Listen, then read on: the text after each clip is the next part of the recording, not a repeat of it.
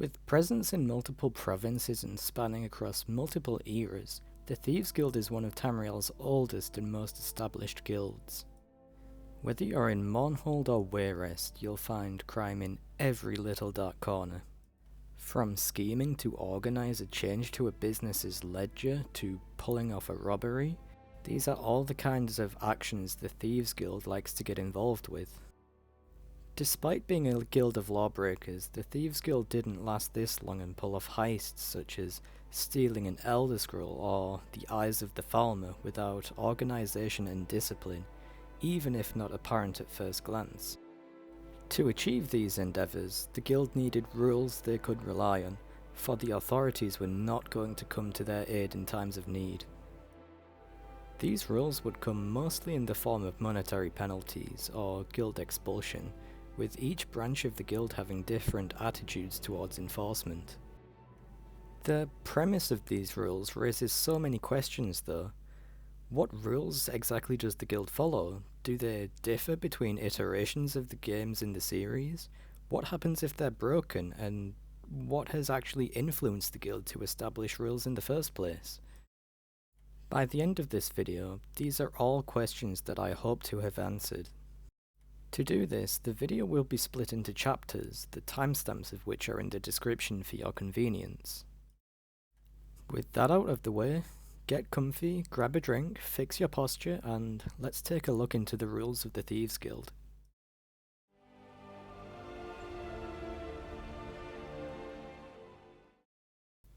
At its core, the Thieves Guild is very much just an organised group of thieves. They operate all over Tamriel, although their main presence is within the Imperial-controlled provinces. Notable examples of their activity are, of course, Cyrodiil, Skyrim, and Morrowind. Despite this, the origins of the Thieves Guild as we know it rest within the province known as Hughes Bane in Hammerfell. This is implied within the book Members of the Thieves Guild Answer Your Questions that's found in Elder Scrolls Online. In this book, individuals are able to ask questions about the guild and are granted direct answers from prominent members within the Abar's Landing Thieves Guild. One question asks, "My question to you is how the Thieves Guild was created. As the Brotherhood worships Sithis, it is my understanding the Thieves Guild has some relation to Nocturnal of the Evergloam. My best guess is that the Daedric Prince guided a group of thieves to form a faction, though if you know how it was created I would be delighted to know." This question receives an answer directly from the Guildmaster at the time, Zero. As to your first question, there have always been Thieves Guilds. What we haven't had before is proper organisation and a decent set of rules for outlaws to live by. If our Abar's Landing Thieves Guild is successful, who knows, maybe outlaws elsewhere in Tamriel will adopt our tenets. So, to sum up Zero's reply, prior to the events of the Elder Scrolls Online, the Thieves Guild as an organisation did exist. It just didn't exist in an organised fashion like the Abar's Landing Guild did, and subsequently all other Thieves Guilds that we can witness in the games. During the events of the games, we witnessed that it's not always smooth sailing for the guild. In the case of the Elder Scrolls Online, they're hunted down by an external organisation known as the Iron Wheel. As for Morrowind, the guild struggles for control of criminal activities on Vardenfell against the Kimona Tong, a similar guild with more extreme views who have infiltrated the Fighters Guild. In Oblivion, Hieronymus Lex makes it his ultimate goal to take the guild leader, the Grey Fox, into custody. And in Skyrim, the guild is fractured behind closed doors, down on its luck, and its guildmaster is using guild resources for his own gain. Throughout these events in the games, the player works with the guild to put an end to these issues and ensure the stability and continued success of the guild moving forward. One common theme in all of these questlines, though, ironically, is the fight to do what's right. The question of what is right is of course a question guided largely by morals, but it's also defined in some part by rules and standards that often arise from morality. The next chapter will discuss these rules in more depth and analyse the scenarios in where they are especially relevant much more closely.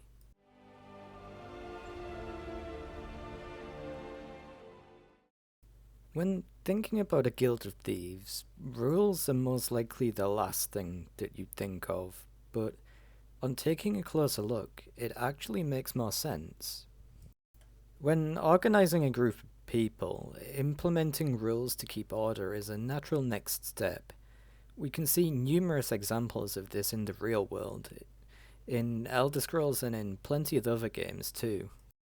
When speaking of the Thieves Guild specifically though, they take quite a loose approach to the implementation of rules, and there are many times where these rules are proven to not be absolute. In short, the Thieves Guild has rules, yes, but they are not always adhered to. Generally speaking, there are three main rules that are present within each guild, even if they are not stated. The first is to never steal from another member of the guild. The second is to never kill anybody on the job. The third rule is simply don't steal from the poor. It's mostly within the new generation of Elder Scrolls games that they are put into practice, although this does make some sense given the unpredictable nature of the job. The first game that I want to talk about in relation to this is The Elder Scrolls Online. ESO had a whole DLC that introduced the Thieves Guild to the game.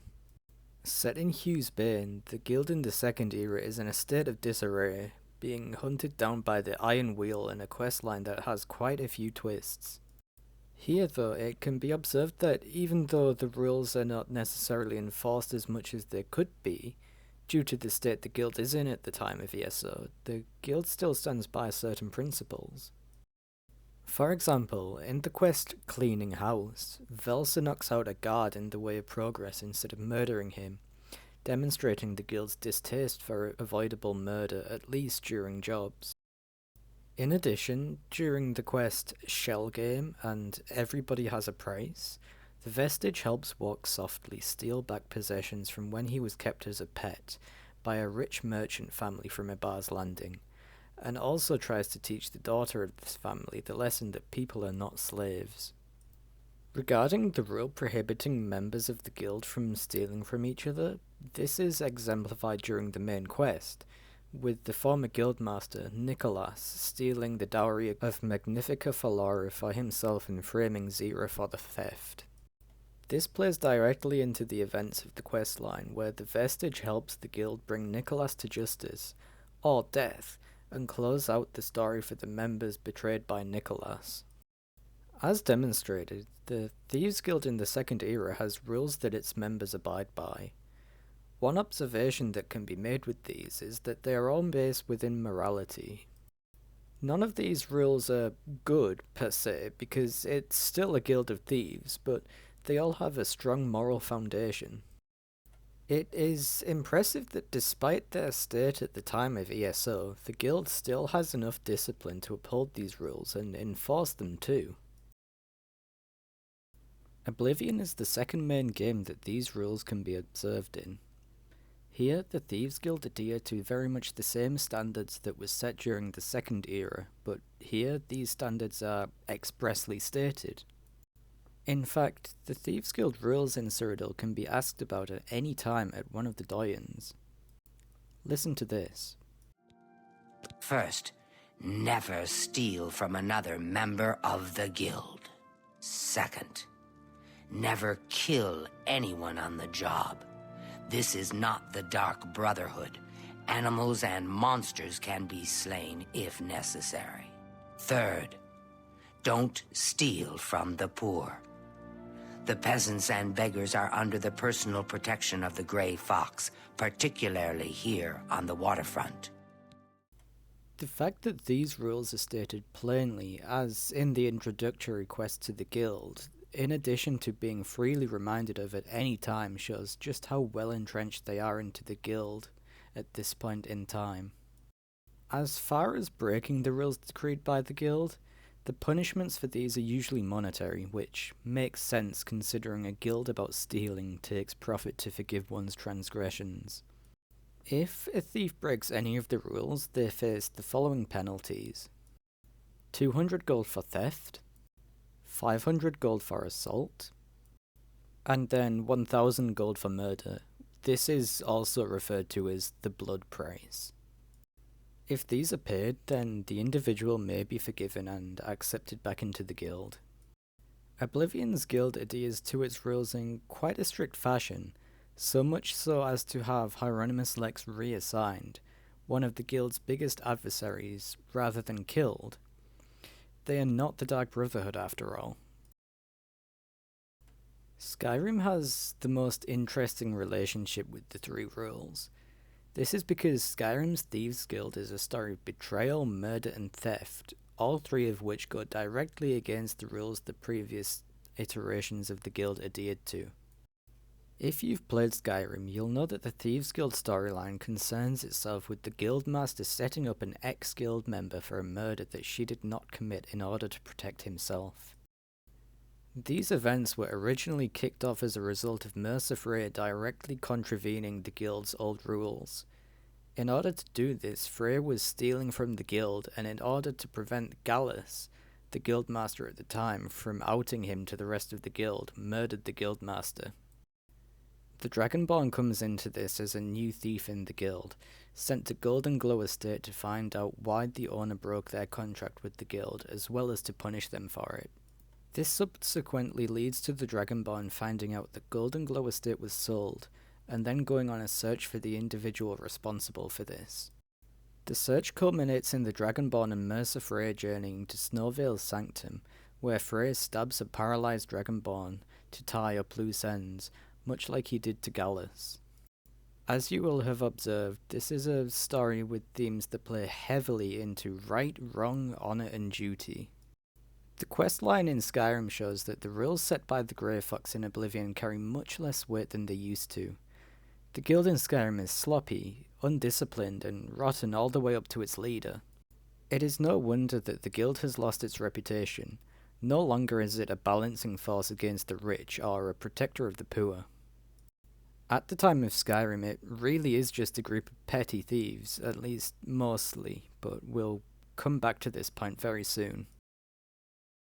The guild story in Skyrim does, to its credit, end with the Dragonborn restoring the glory that the Thieves Guild once had, by developing a strong reputation and stronger connections all across Skyrim, so there is certainly a redemption to be had for it here. Further, the main questline ends with journeying into the Twilight Sepulchre and righting Mercer's wrongs, gaining the favour of Nocturnal in the process, another theme which is similar to that of ESO's storyline.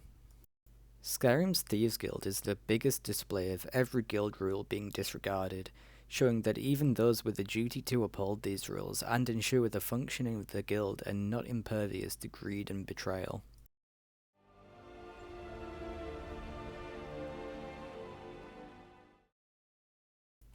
As told by Gallus Desidenius in his book The Nightingales, this is a group who believe that Nocturnal is the patron of thieves. These are thieves who enter into a contract with Nocturnal, guard the Twilight Sepulchre in life and death. In exchange, they are allowed, by the terms of this contract, to use their abilities as a Nightingale to further their own goals in life. At first glance, this may seem like a one-sided deal in the favour of Nocturnal. Abilities to increase thieving ability are useful, no doubt, but whether they are worth potential eternal servitude in the afterlife is a question only the individual can answer. According to Gallus, the Nightingale moniker was originally taken up by Draven Indoril, who settled in Shawstone late into his life. Here, he would be met with his lost child, Dralsi, the mother of whom was none other than Queen Baranzaya. For the remainder of his years, Draven would impart the ways of the Nightingale unto Dralsi, who would take up the mantle willingly. Eventually, Dralsi found a lover, and together they had a child named Carlia. Carlia was meant to be the next in line to inherit the ways of the Nightingales, but would set out on her own. She would settle in Riften's Thieves Guild, where she would rise through the ranks, eventually being inducted into the Nightingales by Gallus Desidenius and Mercer Frey.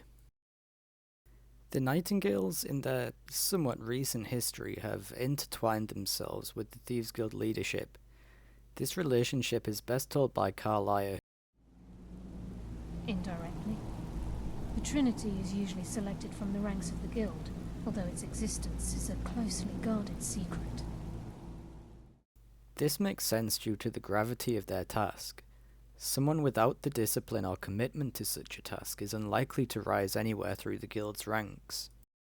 It is because of this gravity that it seems like the Nightingales are an effective check on power for members of the Guild.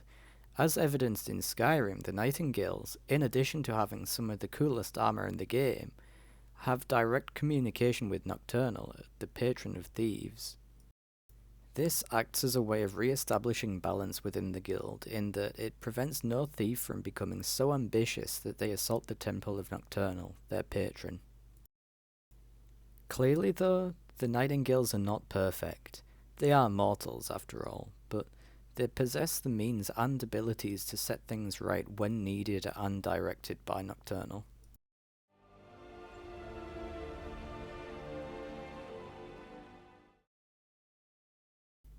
The last topic that warrants discussion is Shadowmarks. This isn't a long chapter by any means, but does have some interesting implications. Although simple in nature, Shadowmarks gives guidance to thieves in the world of Skyrim. Think of them like a secret language that realistically only members of the Guild would be aware of. There are 9 types of Shadowmarks, which you can see on screen now. Even if they are mostly self-serving, it can be observed that there are locations that are off limits to thievery. This could show that the Guild has some moral standards, but most likely it is just them upholding transactions that have been made, i.e. a cut of profits in exchange for Guild protection. This reasoning is also corroborated by Dorvin Mallory in his book Shadowmarks.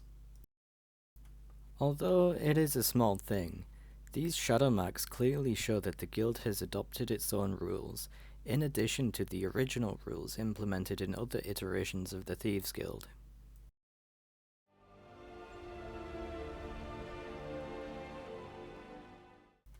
For a guild of lawbreakers, the Thieves Guild has a surprising amount of organisation and thus rules. This can be largely attributed to having started in the Abar's Landing Guild, but has spread, generally speaking, all the way to Skyrim's guild. These rules are enforced in terms of a monetary penalty, a fitting deterrent for thieves. In the background of the guild too is the organisation of the Nightingales, Nocturnal's closest cooperators, who are left to protect the Twilight Sepulchre and put right the wrongs of guild members, as seen in the case of Mercer Frey. On top of this too are the Shadowmarks, small signatures that allow guild members to speak, guide and warn without ever uttering a word. These 3 main arms of regulation come together to form a surprisingly competent system of governance within the guild. Of course, having a system and utilising it properly are 2 completely different things, as we unfortunately see all too often in the real world, but it is nonetheless interesting that it exists in the context of the Thieves Guild. To wrap up, does this surprise you? It surprised me, because the Thieves Guild doesn't seem like the kind of guild to be run by a set of enforced rules. But what other rules can you think of, and are there any examples in this video that I've missed? Thank you very much for sticking with me until the end. I'm aware that this video is quite long compared to usual, but I hope it has given you a good overview of the guild rules, in addition to everything else that we discussed. If you felt like the video was worth your time watching, please consider liking the video, and subscribing to the channel too. Maybe even comment if you're feeling adventurous. That's all from me though. I will see you in the next one.